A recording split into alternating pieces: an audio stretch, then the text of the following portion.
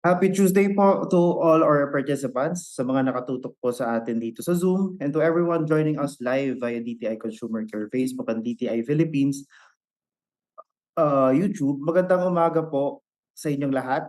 You can still invite your friends and colleagues to join this webinar. Para po sa ating mga participants, ang DTI Consumer Care Webinar Series ay inilunsad ng DTI Consumer Policy and Advocacy Bureau upang makapagbigay ng kaalaman tungkol sa mga napapanahong topic na makakatulong sa atin para tayo ay wais, mapanuri at malayang mamimili. I am Erwin Nocon from the Consumer Policy and Advocacy Bureau, and I will be your moderator for today's webinar. For our 257th webinar session this morning, our topic is about sales promotion for processed food products. Pero bago po tayo magsimula, we would like to give you some reminders. Unang-una, ang ating webinar session po ay recorded.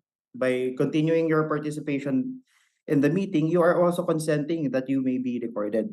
We are encouraging you to stay at samahan niyo kaming matapos at sabay-sabay tayong matuto sa topic na natin ngayong umaga. So ang mga sumusunod na reminders ay para masiguro na smooth ang ating webinar session. Number 1, pakipalitan po ang format ng inyong pangalan, maaring consumer space, full name, or di po kaya pangalan ng company, then your complete name. Kung masyadong mahaba naman po ang pangalan ng company, kahit acronym na lang po ang gamitin. Number 2, please turn off your mic during the webinar session unless you are requested by the moderator to speak. Number 3, para sa mga nagtatanong, we are encouraging everyone to click the raise hand button to directly address the speakers during the question and answer portion, or you may send in your questions through the chat box. And lastly, para po sa mga touchscreen device, please avoid drawing or making annotations on the screen para hindi po ma-distract ang ating speakers at ibang participants. So without further ado, let us begin this webinar session by singing the Philippine National Anthem to be followed by the invocation. Mga kababayan, ang pambansang awit ng Pilipinas. Kayang magiliw, telas ng silangalan, alam ng puso, sa dikit mo'y buhay. Lupang hinirang, tuyag ka ng magiting, sa mandulupin, di ka pasisigil, sa nagatang tutok sa simoy at sa langit ng pangaw, ay hinatang tulad, awit sa pagkayang minamahal, ang isang ng matawad mo'y tagumpay na nag-iibig, ang bituin at araw niya kailan pa may magdidinig, lupa ng araw ng walang pagsinta, buhay langit sa piling mo, ang hindi kaya na pagkay magamin, ang mamatay ng dahil sa'yo.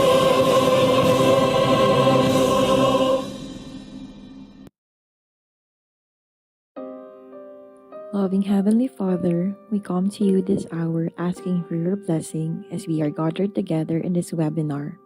May your blessings of wisdom and guidance be upon us all through the sharing and impartation of knowledge and skills by our resource speakers, facilitators, and moderators. Bless also the participants so that they would be able to glean the information from this activity and share what we have learned in the spirit of your generosity. Lord, we bring you our prayers, our commitment, our gifts to you this day. Let us who have a keen dedication and awareness of your creation have courage and conviction that we are able to contribute to the sustainability of the earth. Inspire us as we make choices so that we will recognize the impact our lives have on our environment and our human family around the globe. Pour out your blessing upon us today, Lord. May each of our actions reveal our awareness that we are partners with you in the creation and sustainability of this earth that you have given to us to appreciate and enjoy. We ask this in the name of your Son. Amen.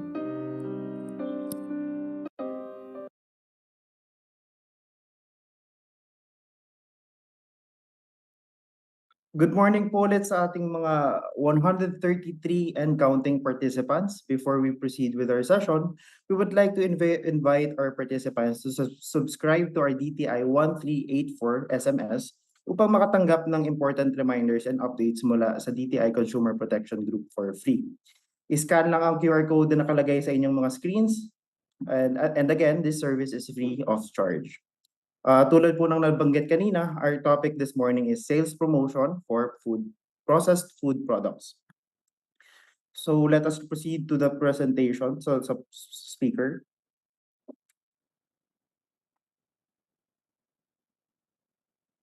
So our speaker for today is Ms. Hannah Margaret Labaha. She currently holds the position for Food Drug Regulation Officer 3 with the Center for Food Regulation and Research, or CFRR, and has been a staff member since 2014. She is a registered nutritionist dietitian with a Bachelor of Science in Nutrition from the University of the Philippines, Los Baños, and a Masters of Business Administration from Lipa City Colleges. Complementing her academic qualifications, she has pursued adding additional training, including the continuing education program on introduction to e-commerce at the University of the Philippines Open University in 2023, and is currently enrolled in the paralegal training program at the University of the Philippines, Diliman. In her current capacity with the CFRR, she is primarily involved in the pre-assessment and checking of applications for sales promotion permit, evaluation of import permit for donation and food samples, and evaluation of compassionate special permit. Let us all welcome our speaker from the Food and Drug Administration, Ms. Hannah Margaret Labaha. Good morning, ma'am. The floor is now yours. Good morning, sir. Um, Thank you for the warm introduction. So, I think we have 140 plus attendees from Zoom, and we're also streaming from in Facebook. Just screen. I would also like to thank DTI for extending your invitation to FDA for this consumer care webinar series. So, congratulations to DTI. It's the 257th webinar for this series. So, nung sinecheck ko po kanina yung mga attendees, so I've seen familiar faces or familiar names. May mga nakita ko na attendees from regional offices ng FDA. I've seen one from Region 8. May nakita din ako from Region 10, I think, or Mindanao. I've also seen mga familiar or mga usual applicants ni FDA pagdating po sa sales promo permit. So, may mga companies na currently applying sa FDA. And we also have different offices ng DTI. So, may Batangas, Bataan, and the regional offices. So, yeah. So, it's a first for me na medyo varied yung audience. So, sanay po kasi ako na ang audience ko for webinar is yung mga industry partners or yung mga nag-apply. So, for now, we have consumers, government offices, and companies. Medyo mixed po yung audience natin for today. So, before I start, so yung webinar, ipakanda ko na lang po siya in Taglish para ano lang siya, casual conversation. So, if anyone po doon sa ating audience struggles with Tagalog, especially po doon sa mga nasa region, please feel free to notify the moderator or yung sa chat group natin or the comment section of the Facebook kung nahihirapan po kayo sa Tagalog. Otherwise, I'll continue with the Taglish medium po for the webinar. So, I've been allotted 1 hour to discuss itong sales promotion for processed food products, and the remaining 50 minutes is allotted for our Q&A meeting. So ang objective ko talaga for everyone, for our attendees, is that by the end of this webinar, so lahat po tayo will be informed about your rights as consumers. You will feel empowered to make informed choices, demand quality and safety standards, and hold our manufacturers or yung ating pong mga market authorization holders the term we used in FDA na accountable for kung may mga violations.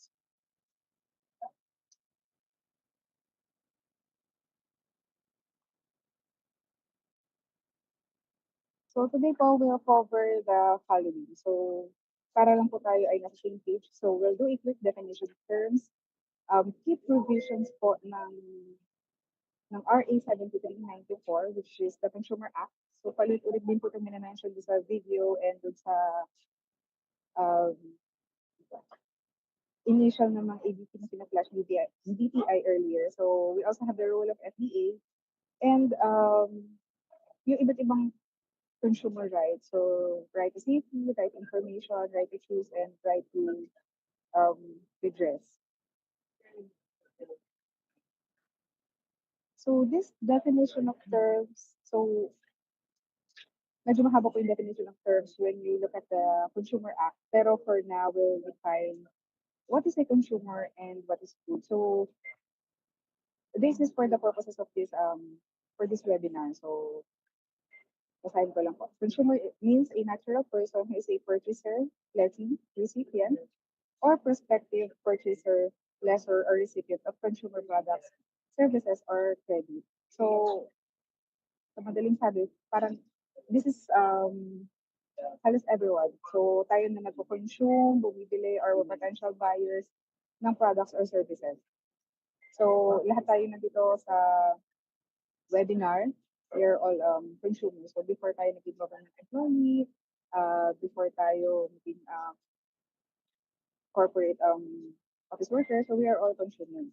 And then yung food naman po for the purposes of this webinar. So I listed this from RA 9711 or the FDA Act of 2009. So food means any processed substance which is intended for human consumption. So it includes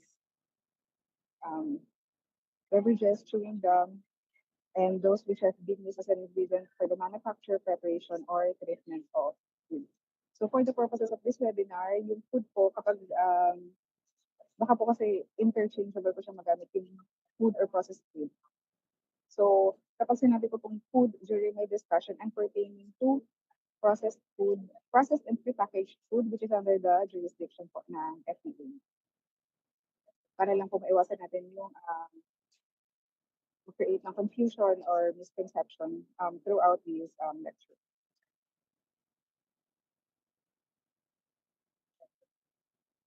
So for the key provisions po, so we have I think two laws na i-discuss for today. Isa is yung Consumer Act and isa is yung RA 9711 or yung FDA. So sa Consumer Act po, so nag-assign siya ng implementing agencies. So we have here three implementing agencies. We have the Department of Health, Department of Agriculture, and Department of Trade and Industry. So sa Department of Health, so siya po ang magiging implementing agency ng ating Consumer Act when it comes to food, drugs, cosmetics, devices, and substances. And then sa Department of Agriculture naman po ang implementing agency ng Consumer Act with respect to products related to agriculture. And then DTI, siya naman ang implementing agency ng Consumer Act pagdating dun sa mga consumer products which are not specified or covered ni DOH or ni DA.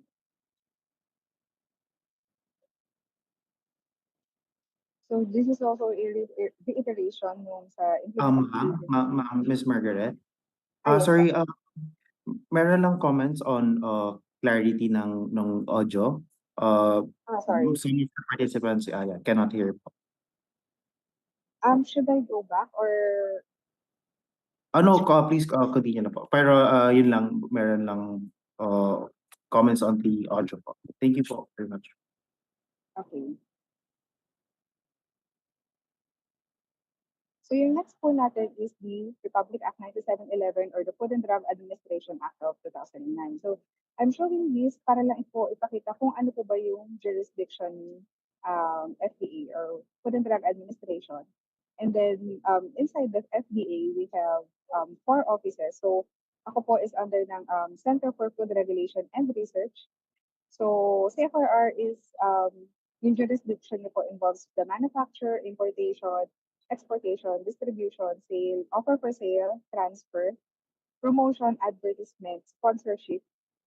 So yan. Hindi ko na babasahin lahat. So i-highlight ko lang dito yung promotion and advertisement. So kaya din parang this is also to support yung kung ano yung nakalagay sa Consumer Act.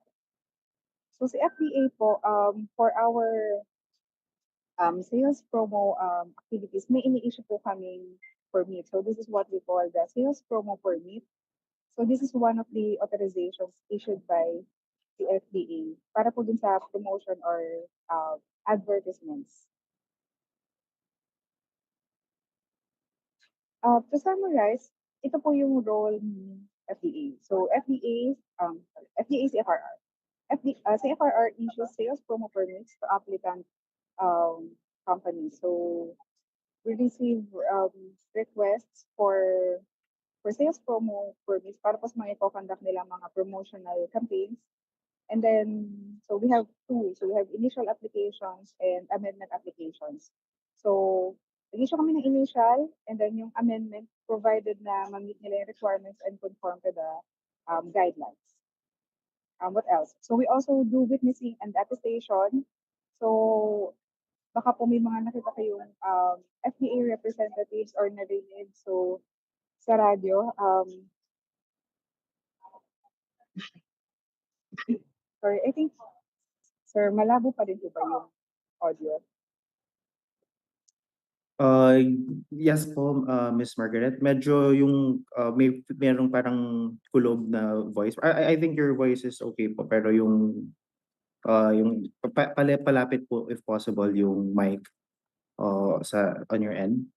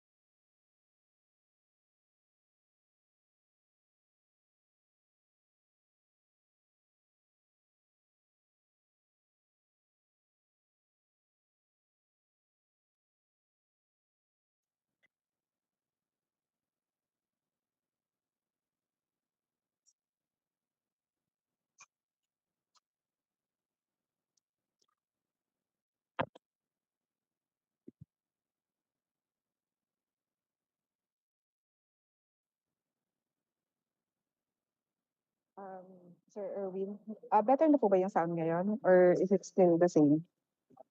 Much clearer po. Okay, thank you. Thank you po. So sorry about that. So ulitin ko na lang yung role ng FDA. So again, we issue authorization, so initial and amendment para dun po sa ating mga applicant companies wishing to conduct promotional campaigns or mga advertisements. And then yung third role ng FDA, this is based dun po sa Consumer Act, is to witness or attest the printing, sealing, and drawing of entry. So baka po may mga nakita kayong, I think this is not unique to FDA. So DTI also conducts mga witnessing or attestation ng mga printing, sealing, and yung mga raffle draws.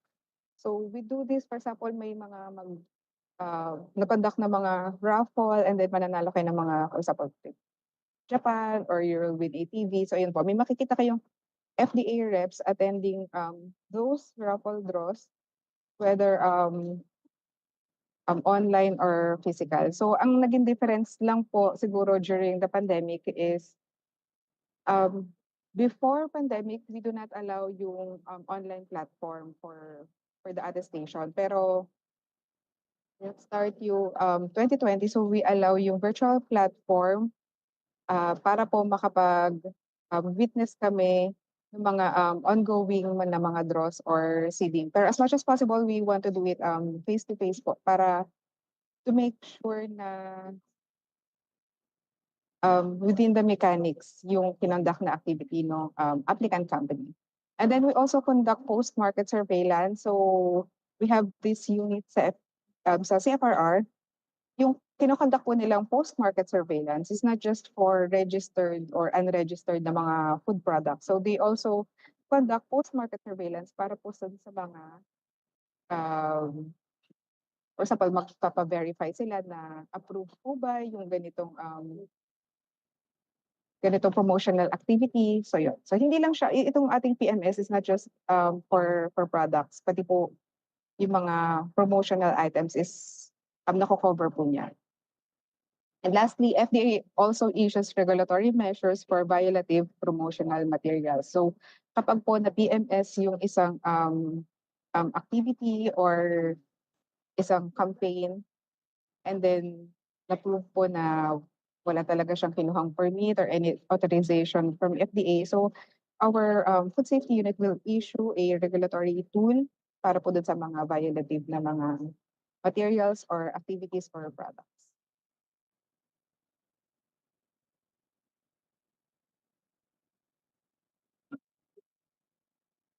This is just a mga examples po kung ano yung mga usual naming nare-receive na mga promotional activities or campaigns. So we have yung mga freebies or premium items. So yung mga attendees natin from the industry would know this kasi sila yung nag-a-apply sa amin. So yung mga freebies, premium items, price discount, bundling, radio script, raffle, and yung mga coupons. Part 2 na lang po yung pinakita ko kasi medyo mahirap na mag-flash tayo ng mga actual na mga promotional materials na nare-receive namin. So when it comes to evaluation or pag-issue ng permit, ano po ba yung mga requirements? So parang yung mga succeeding slides po is parang kinompress ko lang yung usual namin dinidiscuss for our industry partners kasi this is meant naman for our government offices and general consumers. So kapag po may na-encounter tayong promotional material for our alcoholic beverages, so they should contain these government mandatory messages. So they should reflect the statements, drink responsibly and for 18 years old and up. So yung for 18 years old and up, yung another variation is for 18 and then plus side. So ayan, mandatory message po ito for our alcoholic beverages and they have to comply with it. So kapag may nakita kayong itong mga logos or following names, the Food and Drug Administration, Philippine FDA approved, this product is approved by FDA and the logo of FDA. So ito pong mga sumusunod na ito is not allowed as per FDA Memorandum number 2013-030. So if may nakita po kayong poster or mga Facebook ads na may mga, kasi parang sa Facebook ads ko siya usually nakikita, na may mga ganitong logos or phrases. So this is not allowed po.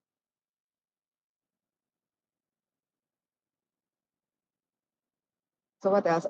No health product that has not been registered or authorized shall be advertised, promoted, or subjected to any marketing activity. So meaning po, before a company or an advertising agency could apply for the sales promo permit from FDA, dapat po registered siya.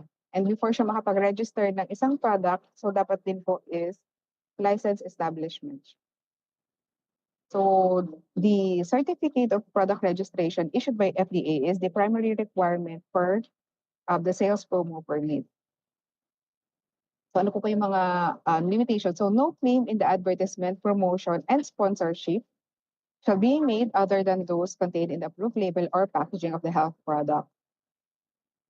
So pag may nag-apply po sa amin and then makikita nyo na malinis yung parang yung label niya is clean, wala kayong makikitang label. Pero pagdating sa advertisement is doon na siya nagsisingit ng mga claim. So, nagiging reason po namin yun for denial of the sales promo permit kasi po dapat yung claims is also approved during the evaluation or registration step pa lang. Hindi po siya doon sa application for sales promo permit.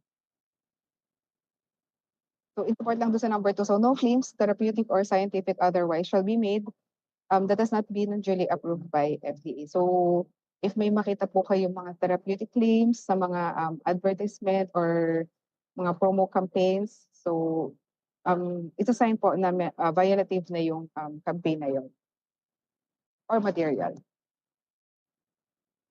So, this one na-mention ko to earlier. So, again, hindi siya isolated sa FDA. DTI is also doing this. So they inspect and verify the electronic device or similar contraption to be used in determining or selecting the participants or winners or winning entries. So ano pa po yung mga instances na makikita nyo na umaattend si FDA ng witnessing or attestation? To witness the drawing of predetermined winning entry forms, to witness the printing and sealing of winning predetermined entry forms, and to witness pre-qualifications, tryouts, auditions, and to verify and certify the participants who passed or qualified the same. So they also witness any pre-draws or drawing of minor prizes and to verify and certify the winners of the same. So they also witness final draws or final determination of winners. So for example po, may applicant company na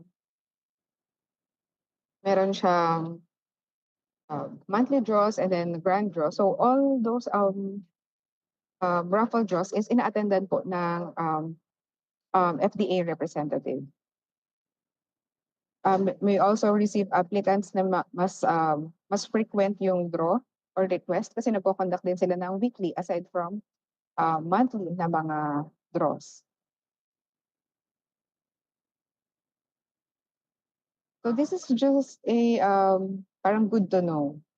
So lifted po ito sa ating Consumer Act. So yung Article 24, we'll see there na the regulation of unprocessed food. I included this kasi may mga nare-receive po kami minsan na emails and then it's intended for unprocessed food. So as I mentioned earlier, ang kino-cover po ni FDA is the prepackaged and processed food products. So ano po ba yung sinasabi ng Consumer Act?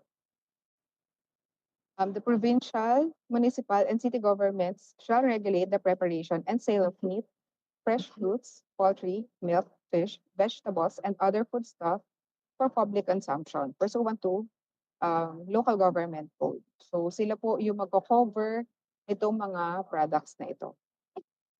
Yeah. Let's remember this kapag may mga na-encounter po tayo na mga products or materials.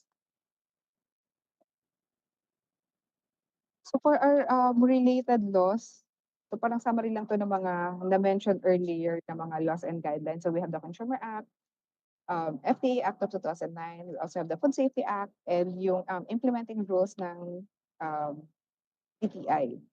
So if you have free or spare time, so I encourage everyone to read on these laws and regulations. So hindi lang to exclusive use ng ating government offices or mga regulatory agencies.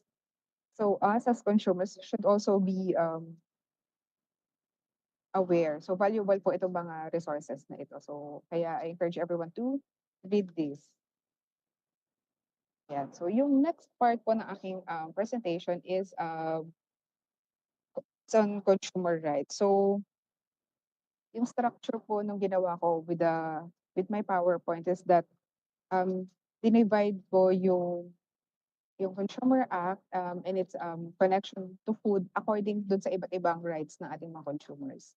So we have the right to safety, right to information, right to redress, and then the right to choose. So isa-isahin po natin ito. So when it comes to right to safety, ang Section 1 po ng ating IRR of the Consumer Act, so it prohibits false, deceptive, and misleading advertisement. So it shall be unlawful for any person to disseminate or to cause dissemination of any false, deceptive, or misleading advertisement by Philippine mail or e-commerce by print, radio, television, or outdoor advertisement. So, ano po yung connection niya sa food? So, pag may nakita kayo, for example, um, na print ads or mga poster or for example, yung mga nakabundle na products, and then may makita kayong ganitong example. So, yung nandun sa right side. So, this product can cure cancer or diabetes or food supplements. This food supplement is guaranteed to increase your height. So, these are clearly false or misleading na mga statements. So, ito po is prohibited sa ating Consumer Act. Kaya po natin dinefine yung food kanina is that kung ang isang product po is nakaka-cure, so should that be classified as food? So dapat ang classification na niya is drugs. That's why we do not allow yung mga therapeutic claims for food products and food supplements as well. So ayun po, these are parang red flag na po itong mga ganitong classic statements pagdating dun sa mga promotion or advertisement ng ating mga food and food supplements. So later I'll discuss kung ano po yung mga means if you're interested in reporting or dito lang kayo. Miss Hannah, apologies. Nawala ulit po yung audio. Thank you po. Again, under pa rin po ng title. So always check this food from Sorry, Miss Hannah, wala pa rin kaming marinig on our end. Sige po. Sir, mas okay na ba? Yes po. Okay. Thank you Okay. po. So, these are some of the tips or mga ma-advise namin from FDA's end. So, always check if the product is registered with FDA by using the FDA verification portal feature. So, later I'll show kung paano po natin gamitin yung FDA verification portal feature. Then, check for products with current advisories. So, ano po ba itong mga advisories? Advisory is, this is a document released by FDA to warn the public whether a product is violative, is unregistered. So, ayun po. So, you can check those para po makita natin if may ongoing ba na advisory para sa isang product CFD. And then, do not consume or purchase unregistered food products. And lastly, report any violative products at e-report at FDA. So doon po sa una, we have this FDA verification portal.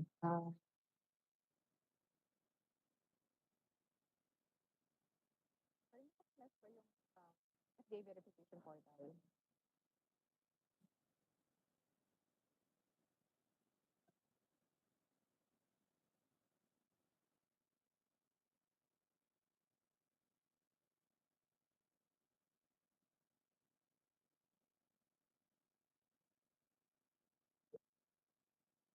So this is sorry. So yan, so i-check to check the FDA verification portal, you can input po dun sa search bar yung FDA verification portal and then lalabas po ito. And then we'll just click that. And ayan, so nandito po na po tayo sa FDA verification portal and then to check po for the food. Scroll po tayo up until dun sa food products and then let's type click po natin yung all na tile.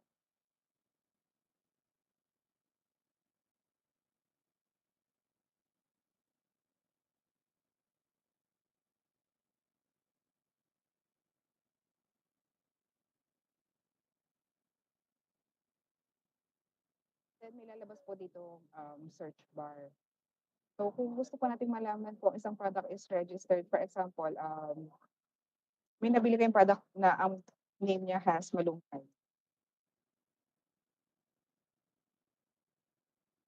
This is just for example lang ng mga purposes. So ayan, so you'll see here kung ano-ano po yung mga products approved ni FDA. Ayan, with malunggay. So kung meron kayong mas specific na product, so halimbawa may nabili kayo i-type niyo lang po dito if makikita niyo yung FR number, niya, yun yung i-input natin dito.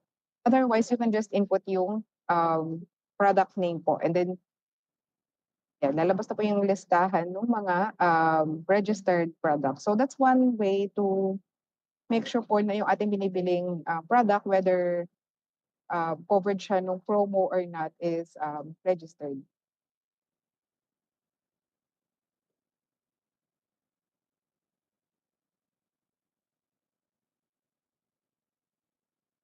So that's for the FDA verification portal. And then kanina na-mention din po natin yung regarding sa advisory. So for advisories, you can check the FDA website. And then punta po tayo dito sa tile ng issuances. And then, ayan, dun po sa list is merong advisories. And ayan. So makikita po natin dito kung ano yung mga products na may mga ongoing advisories or mga public health warnings. If yung na-purchase yung product is merong advisory, or parang don't purchase products with ongoing advisory if you were able to visit this page. So yung next right po na ating mga consumers is the right to information. So the truth and accuracy in advertisement. So any advertisement expounding on the characteristics of the should include yung mga materials used, ingredients, value, and price. So dapat po i-state doon yung complete information. So saan pa ba applicable tong right to information? So we have yung consistency with the approved mechanics and complete and understandable. So si company po may sinasubmit silang approved mechanics kay FDA. So kung ano man yung mechanics na sinubmit niyo sa amin, it should also be the same mechanics that is posted or shinare nila para dun sa ating mga consumers. So the mechanics of sales promotion campaigns shall be consistent with that disclosed in the application and approved by the department. So it should be complete and understandable. Tapos other sections pa na related dito sa right to information. So in-include ko to kasi I think this is baka common concern siya or question. So the number of times a participant may win. So a participant may win more than one prize unless expressly disallowed in the mechanics of the promotion. That's why kailangan po natin i-check mabuti yung mechanics ng sales promo activity.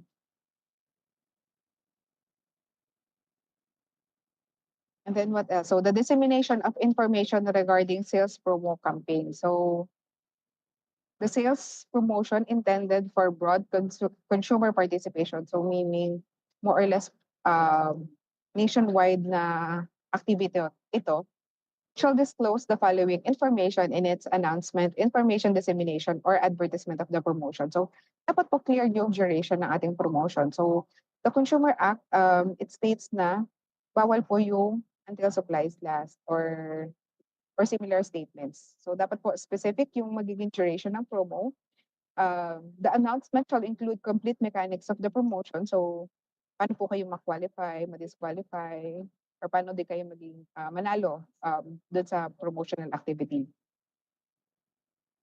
And then it shall also include the required entry form and presence and purpose of the security codes, if any. So the date, time, and place of pre-qualification draw para po doon sa may mga tryouts or edition. So dapat nakaspecify din sa ating mga mechanics or announcements ng mga promo campaigns. So location where entry forms may be dropped, the deadline for submission of entry forms. So dapat po for our consumers and for mga ad agencies natin or mga companies, so dapat naka-indicate po din yung deadline. So for example, meron tayong weekly draw na every Monday. So it will clearly say, for example, ang cut-off natin is every Saturday or Sunday. So dapat po clear yun doon. And para po maiwasan din natin yung mga complaints. The manner, place, time, and date for selection or determination of winners. The categories of winners and their corresponding prizes. So the place where a winner may claim his prize. So dapat po naka-disclose din itong information na 'to and hanggang kailan or gaano katagal yung claiming period. So the requirements that may be asked from a winner in order to claim his prize. So for example, kailangan niya i-present yung winning code or stub. So dapat po nakalagay din yan sa mechanics. So in cases where the sponsor advertises extensively either through TV or print media or through radio, reference may be made to posted information or other advertisements which shall contain the details and all the information required under Section 1. So these are just some of the information regarding our sales promo campaigns. So what else? Another government mandatory message. So kanina po may nakita tayo na dalawang mandatory message for our alcoholic beverage. And ngayon naman po is the mandatory message for our food supplement. So we have AO 2010-0008. So ang sinasabi lang po ng AO na to is dapat yung mandatory message na mahalagang paalala ang the name of the product ay hindi gamot at hindi dapat gamitin panggamot sa anumang uri ng sakit. So, makikita po natin itong ginagamit sa radio, sa TV ads, ayan, naka-flash and then may voice over. And then kahit dun sa mga, for example, bundling items, ayan. So, ginagamit din nila itong mandatory message. So, this is also a requirement po from FDA's end. So, kapag nag-apply sila ng promotional material, so dapat po naka-reflect ito. Otherwise, it will be grounds for denial.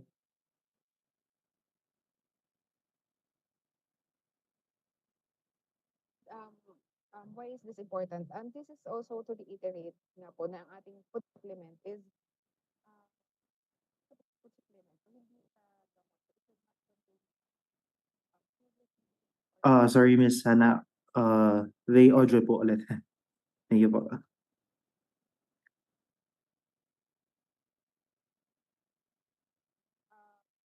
the mahalagang paalala. Sorry, sir, okay na ba?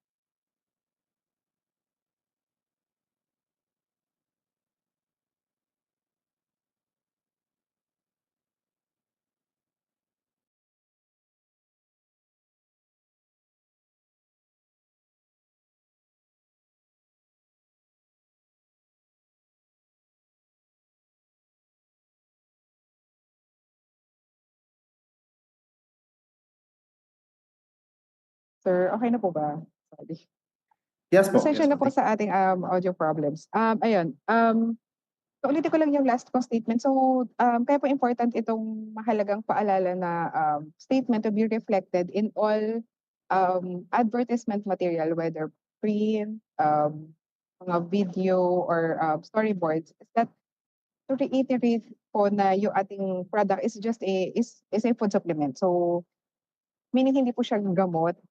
Kaya wala din siya dapat na mga curative or therapeutic claims. So again, pag may nakita kayong mga curative or therapeutic claims and then it's for food supplement. So it's a violation already of our existing laws and guidelines.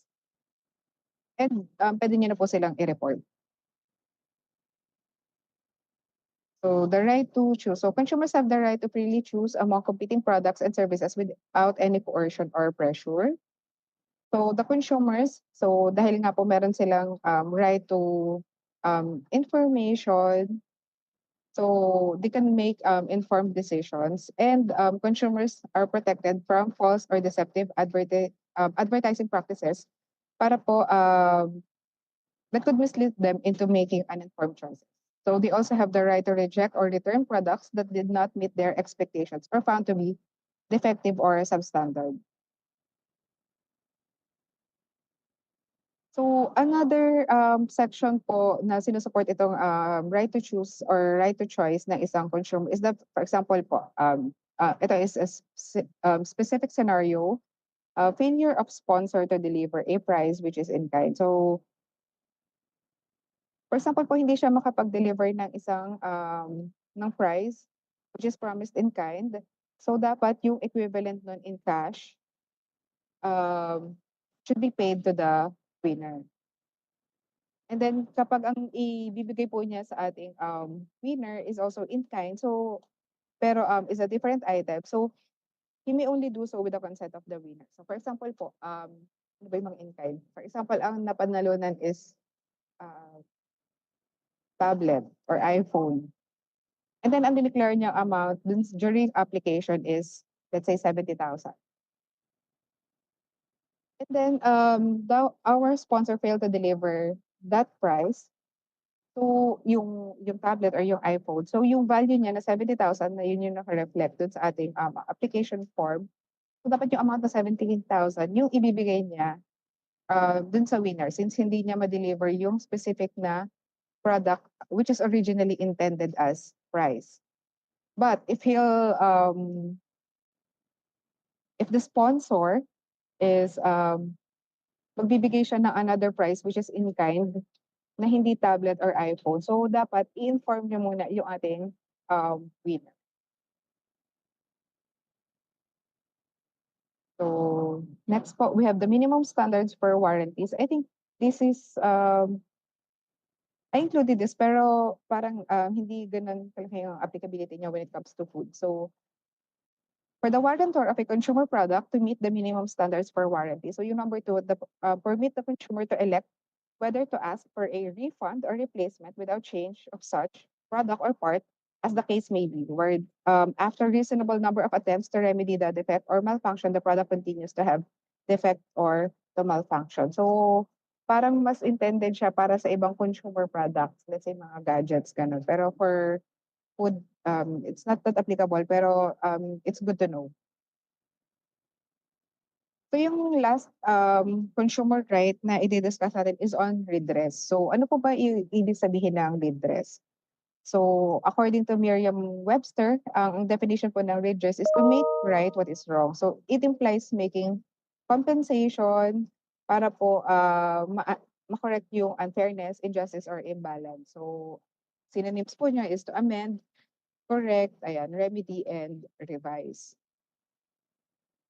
So dito po papasok yung ating mga consumer complaints. So as consumers, we are pwede po tayong mag-letter sa concerned department and for the concerned department to initiate an investigation or verification dun po sa ating complaints. So when it comes to food, for example po, on matters on refund, compensation, yan. So this is beyond the jurisdiction of FDA CFR.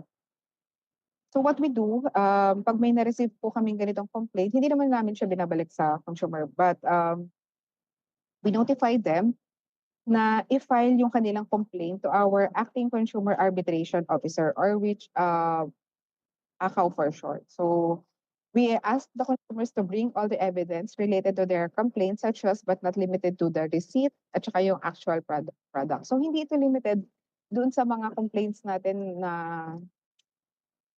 mga promotional materials or activities. So this will also cover yung mga complaints natin on yung products as is. So for example, gusto niyo i-complain yung ganitong drink kasi may nakita kayong foreign object.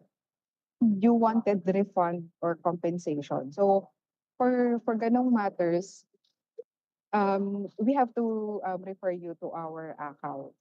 So sila po yung magse-settle nun.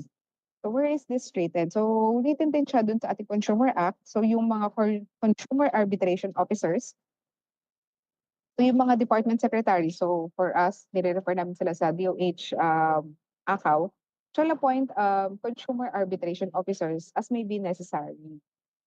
Ayan. So they have the jurisdiction to mediate, conciliate, here, yung mga ating consumer complaints.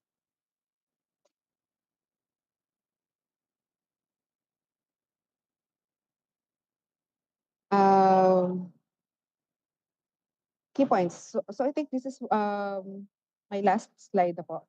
So the Department of Health through the FDA serves as the implementing agency of the Consumer Act particularly concerning foods, drugs, cosmetics, devices, and substances. So that's just a reiteration of the slide earlier. And then number two, only health products that are registered with FDA are permitted to conduct advertisements and promotions. And yung number three, consumers are entitled to fundamental rights, including the rights to safety, information, redress, and choice, as provided po ng ating mga laws or guidelines earlier. Ayan. So empower your choices, know your rights, and be a smart consumer. So I also included here yung ating mga contact contact channel. So you can email us at cfrr@fda.gov.ph, and then to check po if verified yung isang product or registered, you can, ito po yung an example natin earlier, yung FDA verification portal. So yun. So before purchasing a product, pwede nyo siyang i-verify doon. I think we're part ng mga ways forward ng FDA is we're thinking of also including dito sa ating verification portal yung mga na-approve na sales promo permits, pero for now wala pa pong parang proposal stage pa lang siya. So hopefully in the future we could also add that para mas informed po yung ating mga consumers. And then so yun, encourage ko po yung mga consumers natin or attendees to report violative products. So products and mga promotional materials. So for example, may nakita po kayong ad or mga post na merong claims for example, for food supplements or yung mga products or drinks na for example, hindi siya registered pero nagko-conduct siya ng advertisement, you could report this para po makapag-prepare si CFRR ng appropriate na regulatory tool. So whether in the form of warning letter or advisory. So para po matulungan din natin yung iba nating consumers. And yung next po is on advisories naman. So check there kung ano yung mga products na may ongoing advisories. So yan lang po. Thank you. Thank you for the insightful presentation, Ms. Hannah. I certainly learned more about the role of FDA in sales promotion standards, specifically the pertinent laws and regulations, and inspection and review of processed food products. So moving on, we are about to address specific queries raised by our participants. So again, good morning po ulit sa ating participants here sa Zoom and to everyone joining us via DTI Consumer Care Facebook and DTI Philippines YouTube. So let us now proceed po with our questions and answer portion. So short reminder lang po sa ating mga participants to stay muted unless you are addressing the speaker or the moderator directly. So please be informed that nakakapag-download po kayo ng copy ng presentation materials after you accomplish the client satisfaction form or CSF form that will be posted in the chat box section. Para mas maging interactive ang ating questions and answer portion, we encourage everyone to click the raise hand button so we can call you to ask directly to our speaker. Pwede na rin pong mag-send ng inyong questions sa chat box. Go ahead po if meron pong direct questions. Habang wala pa po, I will read out Ms. Hannah yung queries from the chat box. So from Delphine Tanyeza, ang mga online sellers, social media na nagka-create ng promotion, discounts, at iba pang walang permit, ano ang ginagawa ng FDA?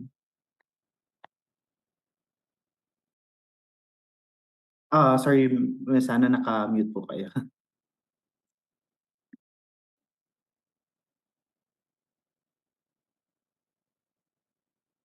Sorry, we cannot hear po anything on your end po.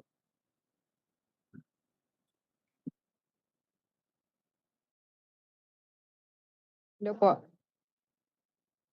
Okay, again, good morning, Sir Delphine. So, with regards po dun sa question nyo on online sellers na nag-create ng mga promotion or discounts, kapag po kasi nakapost siya doon sa ating mga personal accounts, kasi yun yung usual na issue.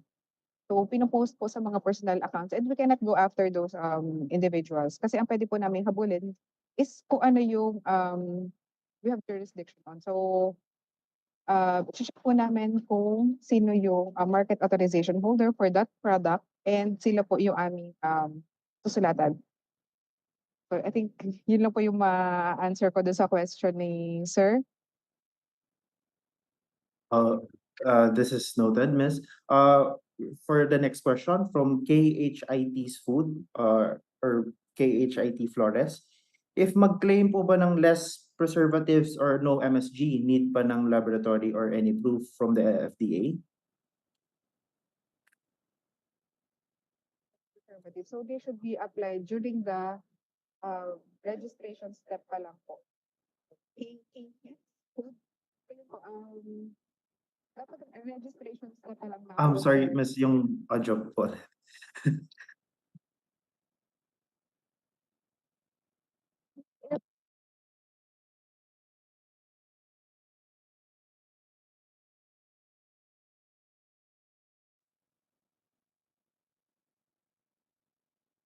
Sorry na, grabe yung struggle ko sa audio today.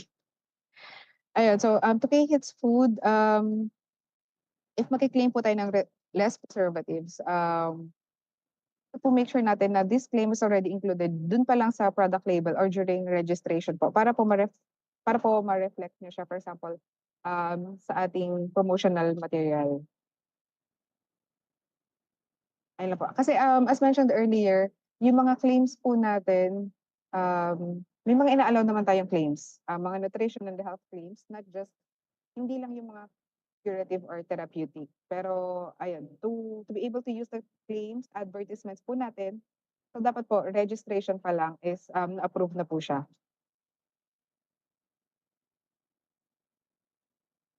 I hope Ms. Hannah was able to answer your query. Moving, meron nag-raise hand acknowledging Sir Neil Ryan, Taksan. Please go ahead. Hello, good morning, ma'am. Yes po, good morning. May I ask about lang po sa yung approval po ng lead time po from application until sa approval. May lead time po ba tayo from application request to DTN, then from DTN until sa Yes sir, we have the Citizens Charter timeline posted po sa ating website, pero for CFRR, so yung issuance po kasi sir ng DTN is under a separate office. So sila yung aming central receiving. So I think they have 1 to 3 days na lead time for the issuance ng DTN. And then sa CFRR has 5 days for pre-assessment, 5 working days for 5 days. pre-assessment. And then sir, ano pa lang yun, pre-assessment pa lang. And then we have I think another 5 days for evaluation ng initial, and then 3 days for amendment. And then afterwards po, saka pa lang siya mapupunta sa record section or releasing for printing. Additional question po, ma'am. Just want to ask, di po ba talaga mag-reply ang yung cashier for the posting of payments or verification? I think cashier ngayon, nasa 5, based po doon sa huli nilang commitment with us, nasa 5 days po yung timeline nila ngayon for posting. So, Di po marinig yun.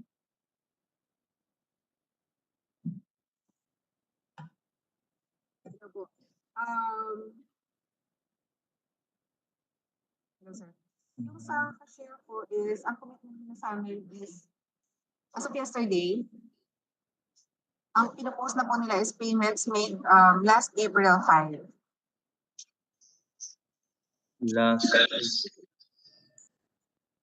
So, ma'am, Nagka-problema po si cashier nung Q4, and then so recently nag-add po sila ng additional 3 staff to address nga po yung delays or backlogs in the posting of payment. yeah. So yun po. So April 5 po yung pinopost nila na payments as of April 12. So Kasi kung yung payment niyo po is earlier than April 5 and hindi pa siya na-post or na-verify, I think you can email them para through po follow-up. Kasi since nag-apply po ako ng mga promo permits, ma'am, di po nag-reply kasi yung cashier for verification and posting. you can chat here your DTNs so that we can forward it our cashier. I'm on another laptop. Sir? I'm on another laptop kasi, ma'am. Apa. But you can message nyo na lang dito para po maisa namin sa cashier kung ano yung mga hindi pa napopost. Yes po, ma'am. Okay. Thank you. Thank you, Sir Neil Ryan. Moving to our next question. Just to avoid confusion, when do we apply promo permit with DTI and promo permit with FDA? What is the difference po, if any? Ms. Ana? So ang kino-cover po ni FDA is yung mga products under ng aming jurisdiction. So we have yung processed and prepackaged food products. Sa CFRR niyo po siya i-apply. And then we also have kapag sa mga drugs or medicines, so sa CDRR natin siya i-apply. And then kapag mga medical device, under pa rin siya ng FDA. So sa CDRR-HR na office. And then for mga cosmetic products, pesticides, ayan, that's under our chooser.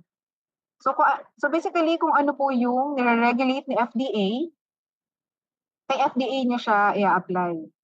So halimbawa, yung consumer product naman na gusto niyo i-promote, for example, I'm not sure kung ini-issue natin ni DTI, pero for example, washing machine.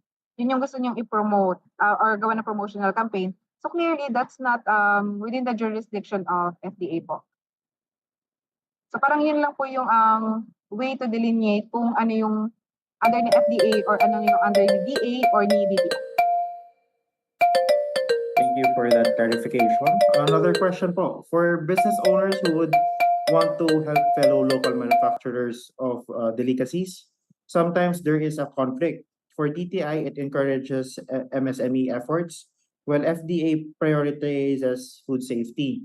Most of our local manufacturers of delicacies, peanut butter, polvorons, and etc., do not have FDA know-how. How can we resolve this?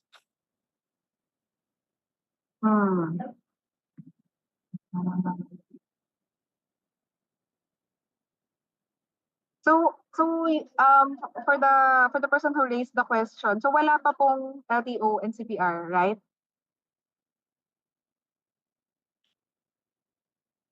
We'll wait for a clarification na lang on who raised the question. Balikan po namin kayo Ms. Ana regarding this. For now, let's move po sa next na question. I'll re-raise the question once ma-clarify na po. For the next question, for promo raffle, business owners are required to call up an FDA representative during the prize day. Is this a requirement? For promo raffle, yes po. Yung isa pong part ng presentation is on ano-ano yung mga instance na nagre-require ng FDA representative for attestation or witnessing. So kapag magda-draw po ng winners for raffle, so covered po siya nung kailangan ng FDA rep. Thank you for the clarification. For our next question po, from Sir Neil, from Godspeed Mega Merchants. Sir Neil, na-address na po ba ang question to or is this a separate question from earlier? Parang this is a new question. Okay, I'll have to re-ask po. Pwede po ba isa lang yung promo permit application ng isang product but having different promo presentation? Like for example, may naka-promo na label, only then meron ding naka-bundle with freebies but the same product then. One product pero different promo presentation, naka-promo label.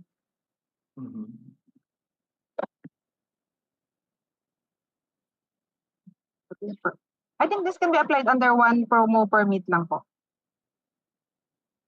Ayun. So Thank you for i-clarify lang for Sir Neil, if mag-a-apply kayo, i-clarify nyo lang dun sa info sheet kung paano yung mechanics na to. So ilagay nyo lang completely na meron kayong bundling with freebies, and then include kung ano po yung details ng freebies. For example, free cups or mugs, ganun po. So, yun. Moving on to our next question by Virginia Food, Ms. Claire Bauno. Hello, ma'am. As for the raffles slash online games na activity, is it regardless sa amount of the prize, or is there a specific winning prize na need so we can apply for a promo permit? Thank you. If your activity or yung promo campaign niya is intended for broad consumer participation and to increase po yung goodwill ng product. So regardless po kung small amounts of prices, mag-apply pa rin po sila ng sales promo permit. Kasi we have yung mga permits for example, bibili sila ng ganitong food product, let's say noodles. And then may pwede silang i-chat na code dun sa bot, and then makakakuha sila for example ng 5 pesos na GCash voucher. So that's just 5 pesos. So small amount din siya. Pero kasi pag in-add up mo siya, malaki din siya. And also it's a promotional campaign po kasi. So that's why you have to apply pa rin sales promo permit. So we have here Sir Vincent acknowledging. Please unmute. Thank you. Hello, thank you. Good morning po. I'm Vincent Dancom from DTI Zamboanga City Office po. No? Medyo mahaba siguro yung question ko dito kaya di na nakuha ni sir.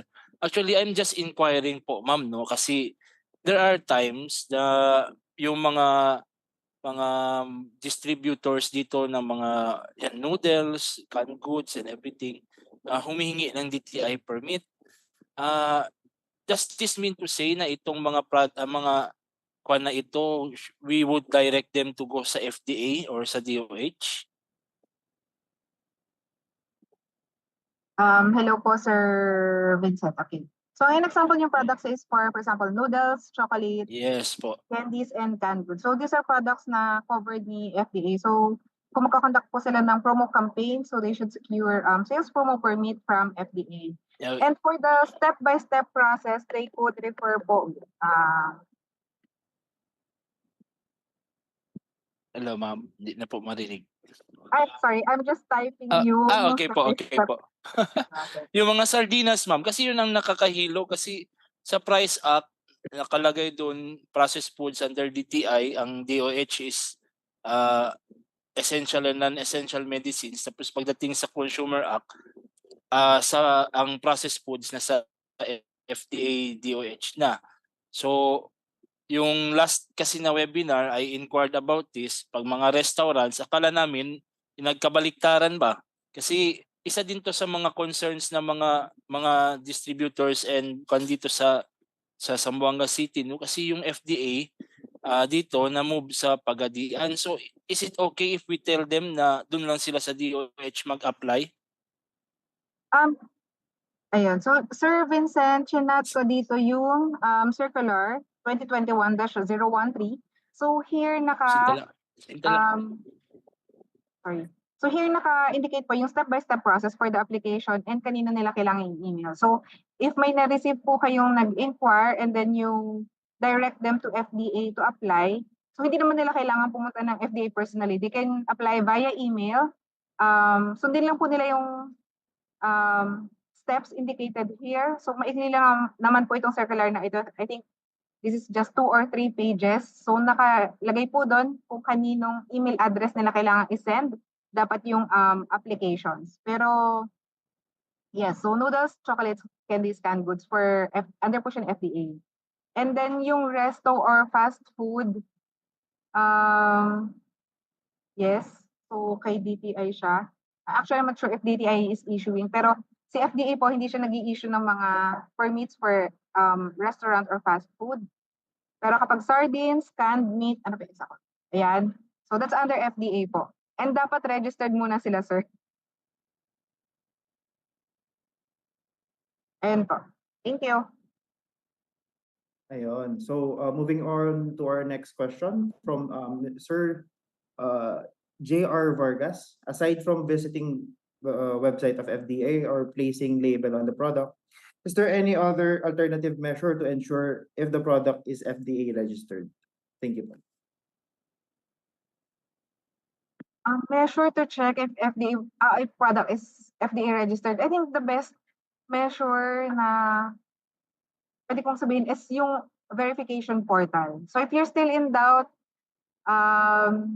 halimbawa may binilhan kayo and then sinabi niya na FDA registered yon, and then you chinek mo na dun sa verification portal na wala siya. So if mag-insist yung binilhan mo na registered talaga siya, you can also double check by emailing yung i-report at fda.gov.ph.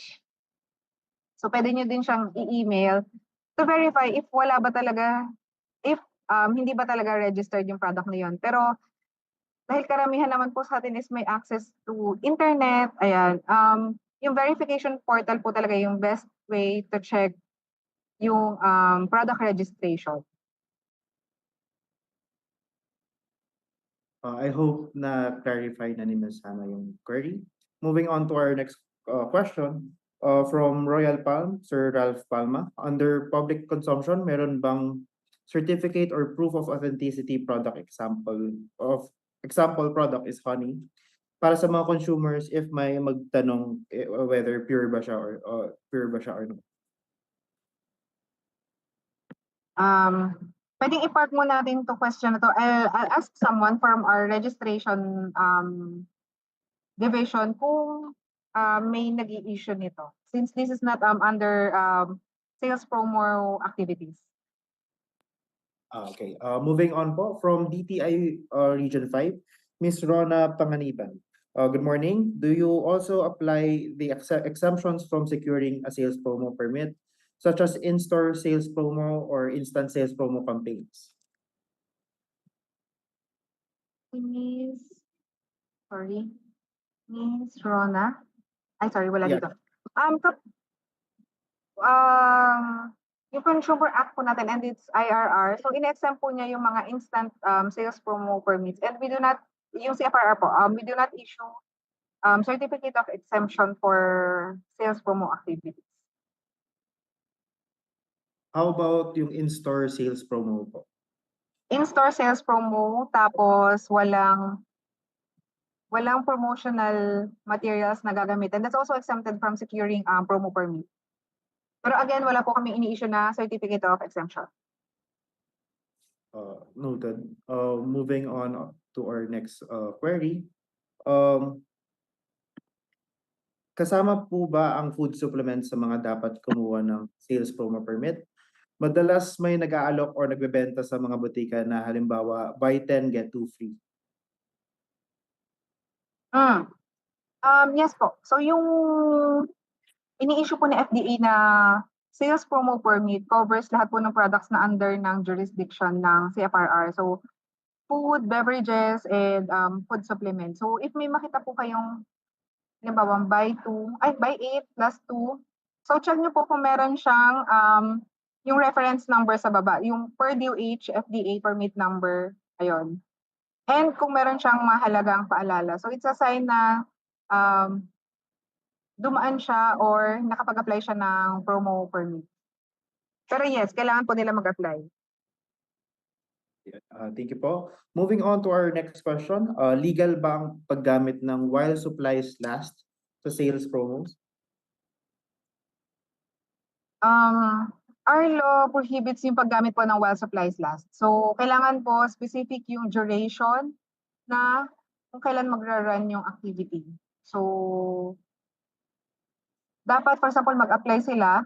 For example, ang nilagay lang nila, April 2024 until supplies last. So, we ask the applicant companies to revise yung duration nila during application kasi nga po bawal yung phrase na yon, so they have to indicate specific start date and end date. Ayun, bawal po. Thank you for that. Before we proceed, time check. It's already 11:22. Last three questions na lang po from our participants. So we apologize that we can only accommodate few questions because of our limited time. So last three questions. Moving on, how can a consumer check the validity of a sales promo? For now, wala pa tayong verification portal for validity of the sales promo. Pero if you want to check kung totoo bang may ongoing siya na promo, you can email yung ireport@fda.gov.ph. So, yung kinoconduct, yung mga nare-receive po naming email is not just for verification ng product, but also we can also verify yung kung totoo bang may promo permit yung isang campaign. So, ang suggestion ko lang is, picturean niyo pong mabuti yung product or if nabili niyo na siya, check kung merong reference number somewhere dun sa material, and then, ayun, i-attach niyo po yun in your inquiry para po mas ma-facilitate yung pag-answer namin or mas mabilis. Kasi if blurred or wala naman kayo in-attach na picture or proof, so we cannot verify, so we will still ask you for additional supporting documents. Thank you for that clarification. Second, before the last question, why can't FDA approve putting a legal FDA approved seal to make products consumer friendly? Since di naman lahat ng consumer may access sa internet and FDA concerned in consumer safety anyway. This is from Sir or Ms. Lev Aragones. Sorry. Lev Aragones. Yes. So ang tinutukoy niya po dito is yung paggamit ng logos. Tama po ba? Logos or yung words na FDA approved? Putting a legal FDA approved seal to make products consumer friendly. Ano po yung tinutukoy natin na FDA legal product seal? Ang na-mention lang po earlier during the discussion is yung paggamit ng mga logos or phrases which is prohibited po by law.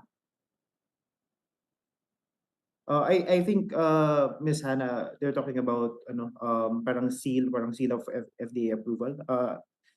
Ms. or Sir Lev, you can unmute if for clarifications.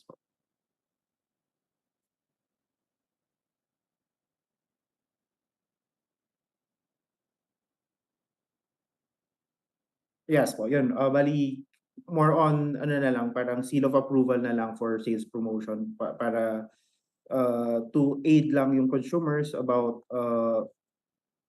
on sales promotion.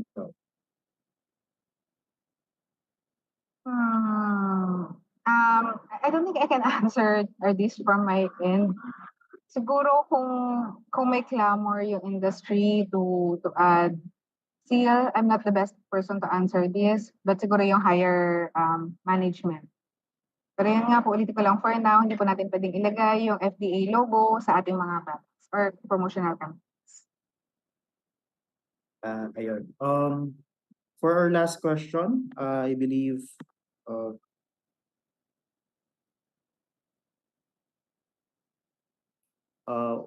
a while. Ayan, so do you accept online sales promo permit or application? Online? Yes po. Online sales promo permit applications?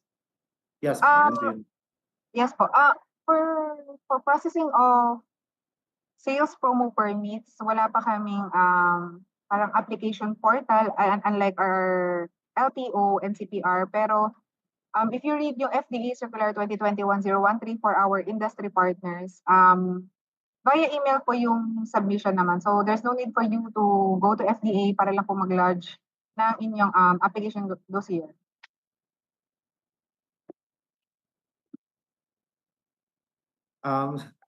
Sorry, meron pa pong umabol from consumer Uy Sherlyn from Alturas Supermarket Corp.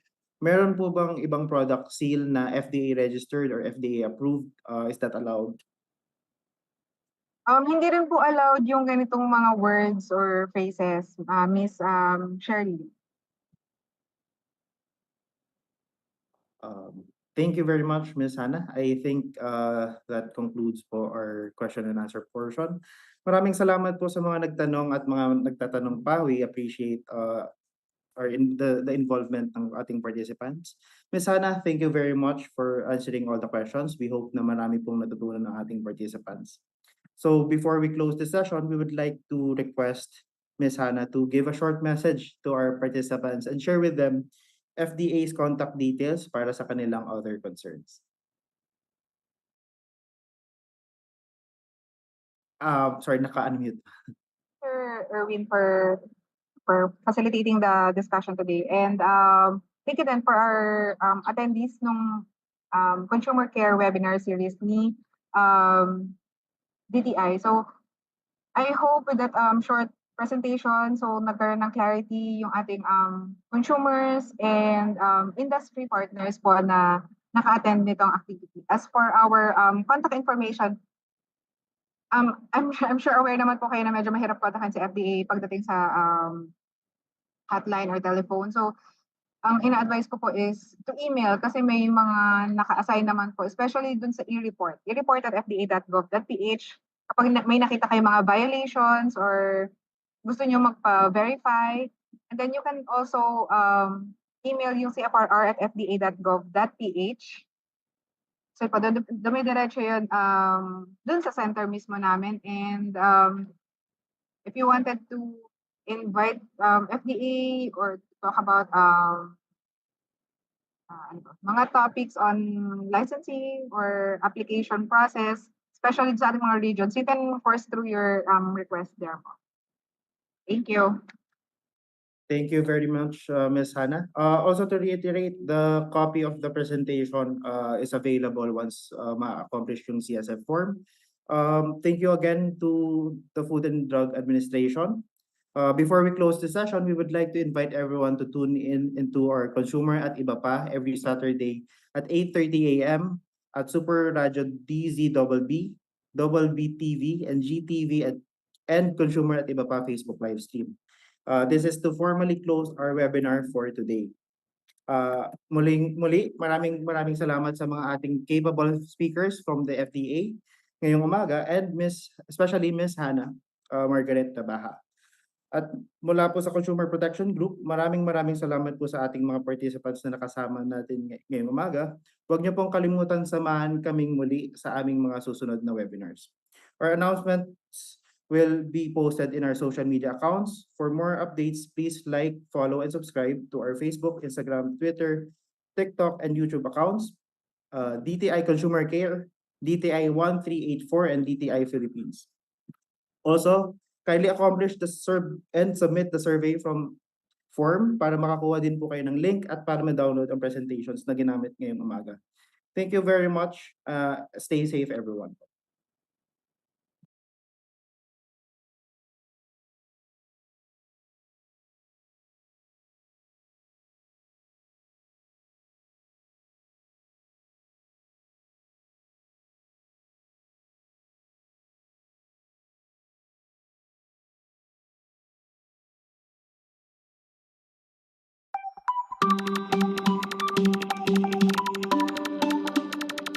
Para sa ating mamamayang Pilipino, para iwas daya dapat wais at alisto.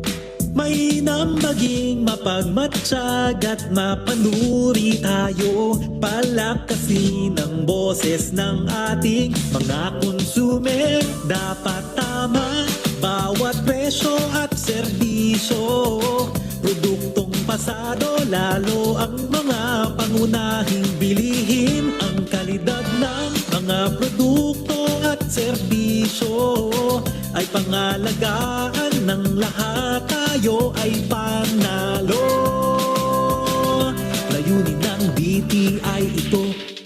Ipatupad Price Act 7581, Consumer Act 7394, Product Standards 4109, for Consumer Care at iba pa, tayang 1384. Ipalaganap karapatan at tungkulin, kaalamang tama sa consumer ibahagi. Tulay sa kaunlaran, kalakalan ay palakasin. Ito ang pagbabago para sa ikabubuti natin. Dapat tapat bawat presyo at serbisyo. Produktong pasado, lalo ang mga pangunahing bilihin. Ang kalidad ng mga produkto at serbisyo ay pangalagaan ng lahat, tayo ay panalo. Layunin ng DTI ito.